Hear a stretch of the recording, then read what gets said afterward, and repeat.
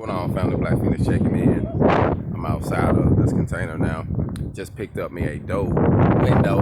I got the hook up like that. So my goal is to put my window on this side. So I'm gonna put it on this side.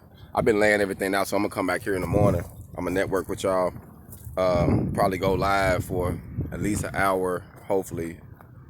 Get my phone charged up so that way we can work on some of these modifications. I'm gonna go on and cut the window out probably and build the frame. Nah, I can't do that. I can't build a frame. I gotta wait.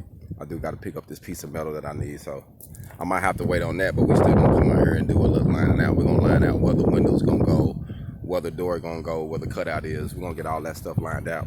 So that way it's like more easier to get everything going. So I'll check in with y'all tomorrow. We're gonna get our hog on. Black Feniks, I'm out.